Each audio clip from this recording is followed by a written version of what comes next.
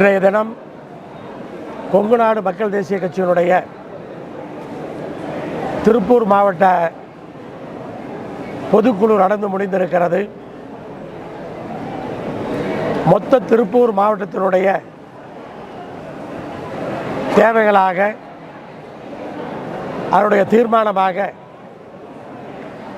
34 தீர்மானங்களை நிறைவேற்றியிருக்கிறோம்.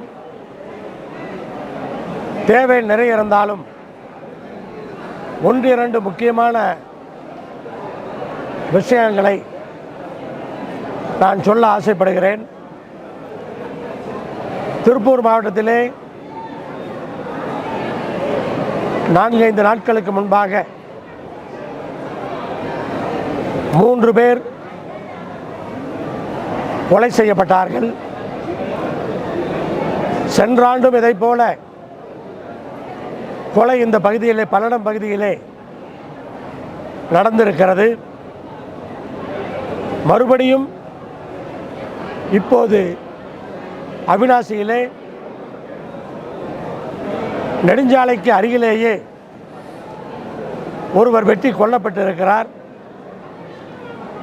இப்படிப்பட்ட இந்த நிகழ்வுகள் திருப்பூர் மாவட்டம் முழுவதுமே ஒரு அச்சத்தை ஏற்படுத்தி இருக்கிறது. இதை உடனடியாக அரசு கவனத்திலே கொள்ள வேண்டும். காவல்துறை துரித நடவடிக்கைகளை மேற்கொள்ள வேண்டிய அந்த அவசியம் இருக்கிறது. ஒரு பக்கம் குற்றவாளிகளை வேகமாக பிடித்து தண்டனை கொடுக்க வேண்டும் என்ற கோரிக்கை அனைவரிடத்திலும் இருந்தாலும் காவல்துறை உயர் அதிகாரிகள் நாங்கள் 5 குழுக்களை போட்டிருக்கிறோம், 6 குழுக்களை போட்டிருக்கிறோம், பிடித்து விடுவோம் என்று உறுதி கொடுத்தாலும் நம்முடைய நோக்கம் இதை தாண்டி மறுபடியும் இதை போல ஒரு நிகழ்வு இந்த பகுதியிலே நடந்துவிடக்கூடாது. குற்றவாளிகளை பிடிப்பதன் மூலமாக மட்டும் அது தடுக்கப்பட்டு விடாது. தேவையான காவல்துறை அதிகாரிகள் வேண்டும். பல்லடம் புறநகர் பகுதியிலே 2 பக்கங்களிலே 2 காவல் நிலையம் வேண்டும். அப்படி காவல் நிலையங்களை அமைத்தால்தான் இதற்கான தீர்வு வரும் என்று நாங்கள் நினைக்கின்றோம். மக்கள் அச்சப்படுகிறார்கள். இப்படிப்பட்ட புதிய காவல் நிலையங்களை கொண்டு வருவதன் மூலமாக தவறு செய்பவர்களும் அச்சப்படுவார்கள். மக்களும் கொஞ்சம் தைரியமாக இருப்பதற்கான அந்த வாய்ப்பு ஏற்படும். திருப்பூர் மாவட்டத்தை பொறுத்தவரை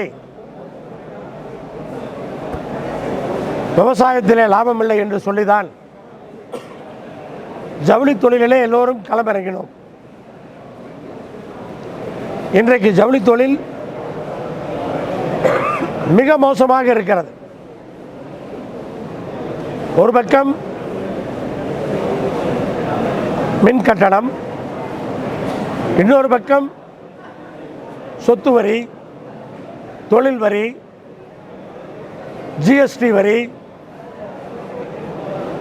தொழில் மோசமாக இருக்கிற இந்த சூழலில் வாடகை கட்டணத்துக்கெல்லாம் ஜிஎஸ்டி வரி என்பது ஏற்றுக்கொள்ளக்கூடியதாக இல்லை. ஆயிரக்கணக்கான பேர் இந்த தொழிலே வேண்டாம் என்று மூடுவதற்கு வாய்ப்பு இருக்கிறது. முதலிலேயே லாபம் இல்லை என்று எல்லோரும் தொழிலை மூடியிருக்கிறார்கள். இப்போது பங்களாதேஷுக்கு போன சில ஒப்பந்தங்கள் திரும்பி வருகிற சூழ்நிலையில் இதை போன்ற விஷயங்கள், வரி விஷயங்கள் இந்த தொழிலை நடத்த முடியாத ஒரு சூழலுக்கு தள்ளப்பட்டிருக்கிறது. லட்சக்கணக்கான பேர் வேலை இழப்பார்கள். அதையும் புரிந்து கொள்ள வேண்டும். இப்போதே பல ஆயிரக்கணக்கான பேர் இங்கு வேலை இல்லை என்று சொல்லி சொந்த ஊர்களுக்கு திரும்பி விட்டார்கள். அப்படிப்பட்ட சூழலில் அரசு தனி கவனம் செலுத்தியாக வேண்டும். விசைத்தறியை பொறுத்தவரை நிலை கட்டணத்தை குறைத்தாக வேண்டும். சிறு குறு தொழில்கள் அத்தனைக்கும் அது பொருந்தும். நிலை கட்டணம் உடனடியாக குறைக்கப்பட வேண்டும். அதேபோல விசைத்தறி கூரைகளிலே சூரிய சக்தி மின்சாரம் தயாரிப்பதற்கு சோலார் போட்டால் சலுகைகள் வேண்டும். அதற்கான கட்டணங்களை அரசு வசூலிக்க கூடாது. இதை போன்ற விஷயங்கள் தான் இப்போதைக்கு அந்த தொழிலை பாதுகாப்பதற்கான அந்த வாய்ப்பு இருக்கிறது. திருப்பூரினுடைய ஆயத்தாடை ஏற்றுமதி தொழிலை நம்பித்தான் பல சிறு நிறுவனங்கள், லட்சக்கணக்கான தொழிலாளர்கள் இங்கே வாழுகிறார்கள். ஆனால் இந்த 6-7 ஆண்டு காலத்திலே ஒன்றிய அரசு ஏற்றுமதிக்கு கொடுத்த பல சலுகைகளை ரத்து செய்துவிட்டது. டிராபேக் என்று சொல்லப்படுகிற அந்த சலுகை எதிர்பாராத அளவுக்கு குறைக்கப்பட்டு விட்டது. இல்லை என்கிற ஒரு நிலையில் அது இருக்கிறது. அதேபோல ஏற்றுமதிக்கு 2.4% இருந்த வட்டி இப்போது 9.5% மாறியிருக்கிறது. இது ஒன்றிய அரசு, குறிப்பாக நிதி அமைச்சர் இந்த தொழிலை அழிப்பதற்கான முயற்சி என்றே நான் சொல்லுவேன். நாம் பங்களாதேஷோடு வியட்நாமோடு போட்டி போட வேண்டும். அங்கே வட்டி குறைவு, இங்கே வட்டி அதிகமாகினால் எப்படி ஆயத்தாடை நிறுவனங்கள் இயங்கும்? 4 மடங்கு 2.4% இருந்ததை 9.5% என்று சொன்னால், இப்படி கண்ணுக்கு தெரியாமல், வெளி உலகுக்கு தெரியாமல் வட்டி விகிதத்தை ஏற்றி இன்னைக்கு ஆயத்தாடை தொழிலை முழுமையாக இந்தியாவினுடைய நிதி அமைச்சர் அளித்திருக்கிறார். இதை எங்கு வேண்டுமானாலும் அவர் பேச விரும்பினால் அவரோடு பேசுவதற்கு நான் தயாராக இருக்கிறேன். ஏற்றுமதி தொழில் இன்றைக்கு திருப்பூரிலே சிக்கலை சந்திப்பதற்கு ஒன்றிய அரசு தான் முழுமையான காரணம், நிதி அமைச்சர் தான் அதற்கான காரணம். உண்மையை சொல்லுவதிலே எந்த விதமான தயக்கமும் கிடையாது. கோயம்புத்தூரிலே அன்னபூர்ணா ஹோட்டல்காரரு பன்னுக்கு கிரீமுக்கும் சொல்லி அப்புறமா தனியாக போய் ஹோட்டலில் பார்த்த மாதிரி நான் பார்க்க மாட்டேன். இது உண்மை. திருப்பூரில் இருக்கிற அத்தனை ஏற்றுமதியாளர்களுக்கும் இது தெரியும். ஆனால் இதற்கு ஒன்றிய நிதி அமைச்சர் ஏற்றுமதியாளர்களை அழைத்து வைத்து அமர வைத்து பேச வேண்டும். இது ஒரு பக்கம். இன்னொரு பக்கம் பொல்யூஷன், அதாவது தண்ணீரை மாசுபடுத்துவது. தமிழகத்தில் எடுத்துக்கொண்டால், ஏன் இந்தியாவில் எடுத்துக்கொண்டால் திருப்பூர் மாவட்டம்தான் மிக அதிகமாக பாதிக்கப்படுகிறது. இது எல்லோருக்கும் தெரிந்ததுதான். தூத்துக்குடியில் ஸ்டெர்லைட் தொழிற்சாலையை மூடியிருக்கோம். ஆனால் அது மாதிரி 1000 மடங்கு திருப்பூரில் இருக்கிற தண்ணீரும் காற்றும் மாசுபட்டு இருக்கிறது. தூத்துக்குடி ஸ்டெர்லைட்டை போல 1000 மடங்கு. தூத்துக்குடியில் கேன்சர் அதிகமா, திருப்பூரில் கேன்சர் அதிகமா? கணக்கு பார்த்தா தெரியும். அப்படிப்பட்ட சூழ்நிலையில்தான் இந்த மண்ணினுடைய மைந்தர்கள் வேறு வழி இல்லாமல் இங்கே வாழ்ந்து கொண்டிருக்கிறோம். ஆனால் இதற்கு முழுமையான தீர்வை மாநில ஒன்றிய அரசுகள் உடனடியாக காண வேண்டும். ஆனால் இப்படி ஒவ்வொன்றாக நாம் சொல்லிக்கொண்டே செல்லலாம். விவசாயத்தை பாதுகாப்பதற்கு ஆனைமலையாறு நல்லாறு திட்டம் உடனடியாக நிறைவேற்றப்பட வேண்டும். பெரிய தலைபோற நிதியெல்லாம் அதுக்கு தேவையில்லை. ஒன்றிய அரசும் மாநில அரசும் நினைத்தால் உடனடியாக அந்த திட்டத்தை அறிவிக்க முடியும். எப்படி மெட்ரோ ரயில் முக்கியமோ, எப்படி தேசிய நெடுஞ்சாலைகள் முக்கியமோ, அதை போல நீராதாரமும் முக்கியம். அந்த வகையிலே ஆனைமலையாறு நல்லாறு திட்டத்தை உடனடியாக நிறைவேற்றுவதற்கு அரசு முன்வர வேண்டும். அதாவது இபிஎஸ் சொல்லியிருக்கார், நேற்றைய இந்த 3 பேருடைய சம்பவத்துக்கு சட்டம் ஒழுங்கு வந்து தமிழகத்தில் சீர்கேட்டு கிடக்கிறாங்க, அதையும் ஏன் ஈஸ்வரன் சொல்கிறாங்க. நான் தீர்வை நோக்கி பயணிக்கிறேன்.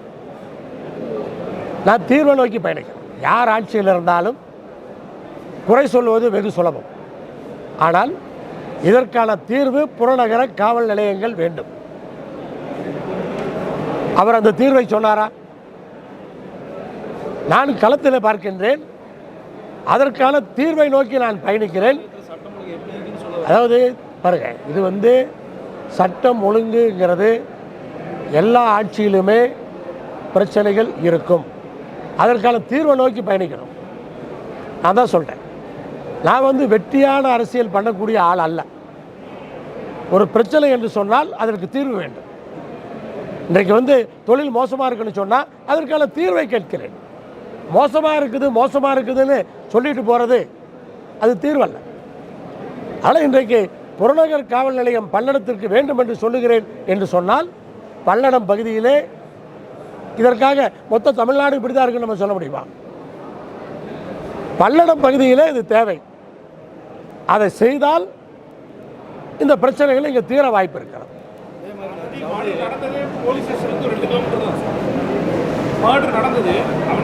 இல்லை, என்ன பிரச்சனைனா, இப்போ நான் 2 புறநகர் காவல் நிலையம் கேட்குறேன். அதில் ஒரு 10 பேர் காவல் நிலையத்துக்கு அதிகாரிகள் வந்துட்டாங்கன்னு வச்சுக்கோங்க. இப்போ என்ன ஆகுதுன்னா, ஒரே போலீஸ் ஸ்டேஷன் வச்சுக்கிட்டு இவங்க கூப்பிட்ற இடத்துக்கெல்லாம் ஓடிடுவாங்க.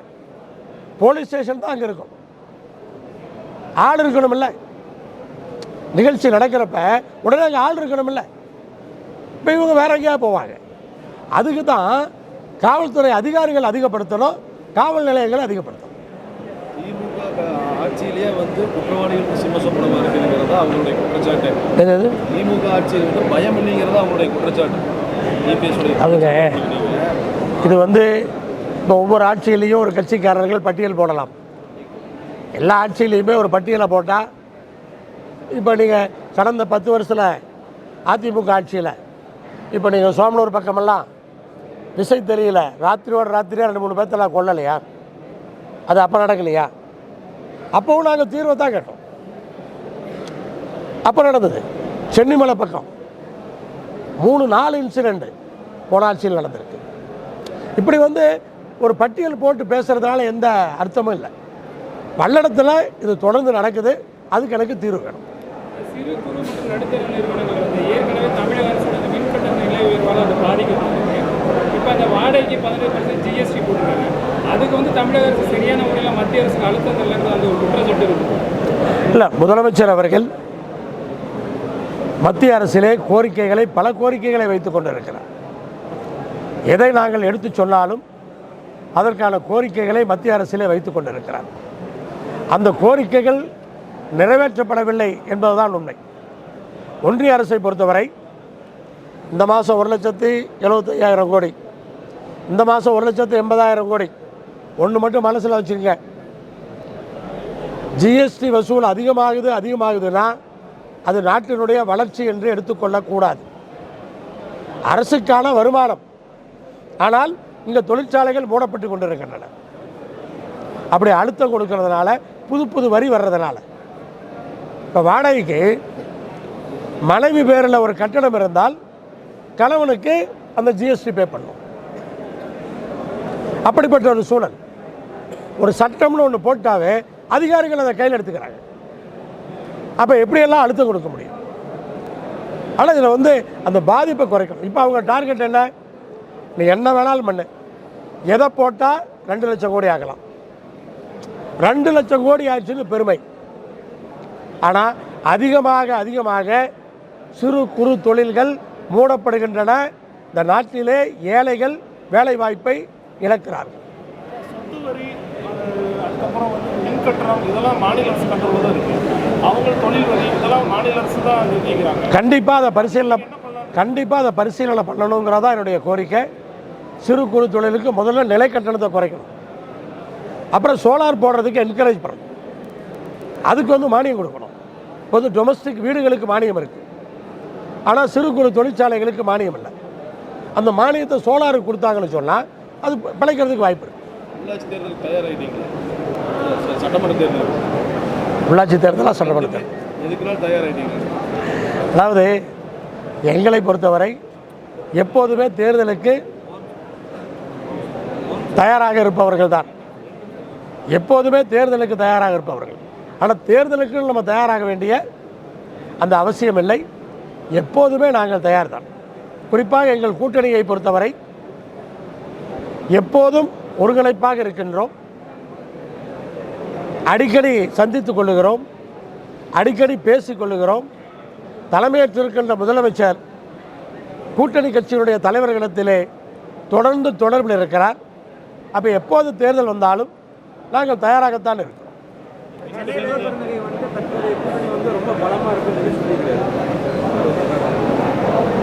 நானும் அதானே சொல்லுவேன். கூட்டணி அதாவது பாருங்க, நீங்கள் இது வந்து உங்கள் பார்வை, என் பார்வை, அவர் செல்வத் பெருந்தகை பார்வைன்னு இல்லை. நாட்டு மக்களுடைய பார்வை, அனைவருடைய பார்வையிலும் எங்களுடைய கூட்டணி வலுவாக இருக்கிறது என்பது எல்லோருக்குமே தெரியும். ஆனால் எதிரில் ஒரு வலுவான கூட்டணி எதிர்ப்பதற்கான அந்த நிலை இன்னும் வரவில்லை.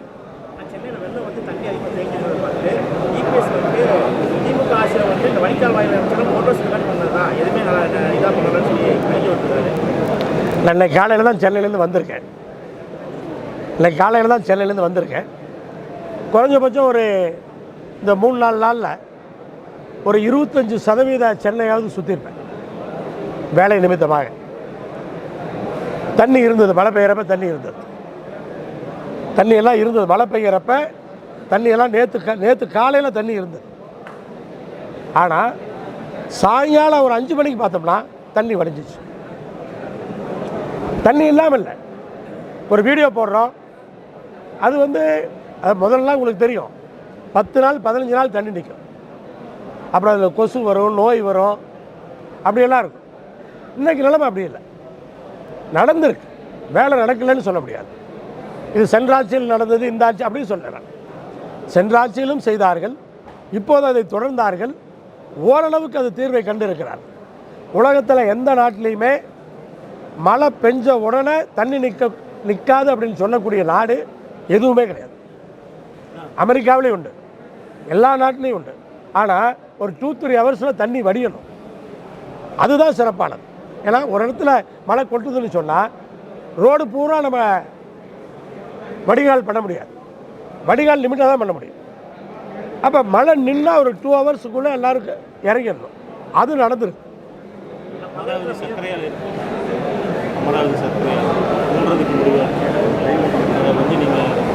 வருத்தமாகத்தான் இருக்கிறது.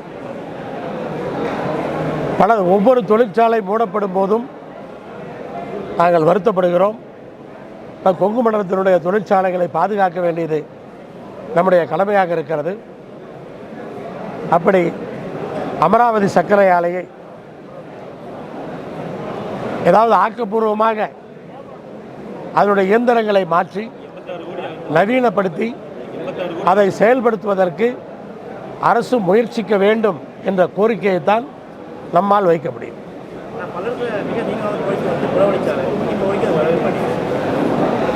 அது ஒரு குறை தான்.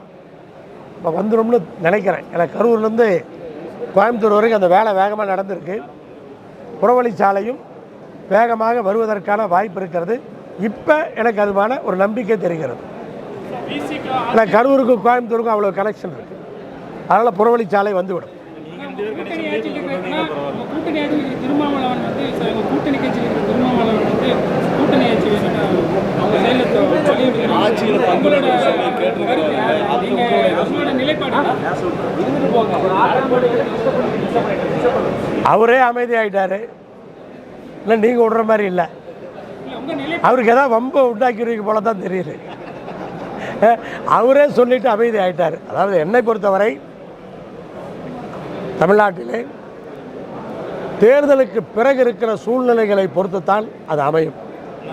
தேர்தலுக்கு முன்னாடி யாரும் கண்டிஷன் போட்டு கூட்டணிக்கு போவதற்கு தயாராக இருப்பதாக எனக்கு தோன்றவில்லை. ஆனால் தேர்தலுக்கு பிந்திய நிலைப்பாடுகளை பொறுத்து எதிர்பார்க்கிற கூட்டணி ஆட்சி, அதிகாரத்தில் பங்கு, அது நடப்பதற்கு வாய்ப்பு இருக்கிறது.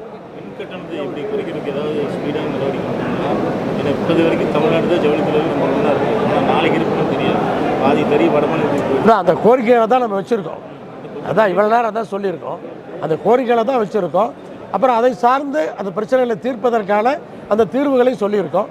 அரசாங்கம் நடவடிக்கை எடுப்பார்கள். நடிகர் விஜயோட ஒரு காழ்ப்புணர்ச்சியில் போகிற மாதிரி யாருக்கு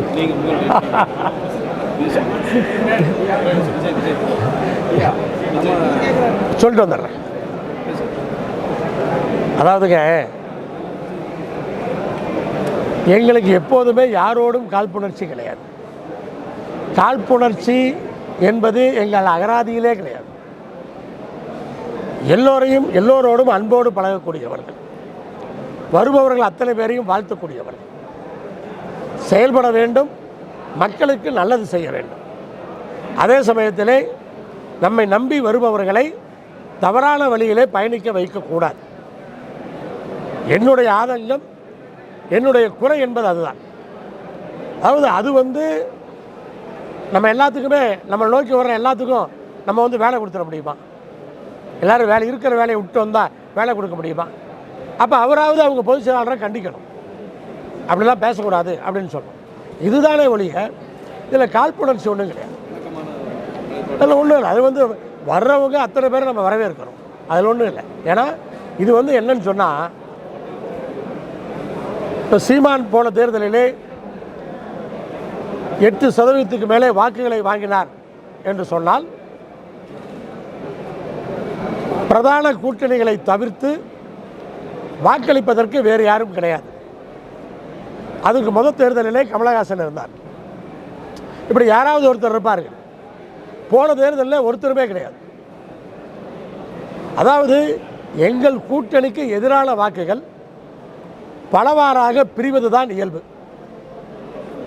அப்படிப்பட்ட நிலை சென்ற முறையும் நடந்தது. இன்ற முறை விஜய் அவர்களும் சீமானவர்களைப் போல அந்த எதிரிலே நிற்கின்றார்.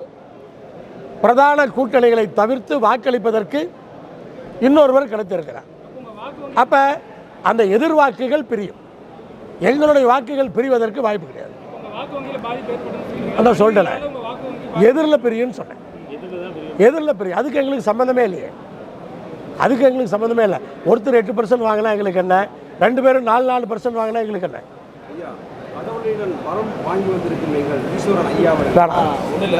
இந்த கேள்வி வேணாம். விடுங்க அப்புறம் பேசுவோம்.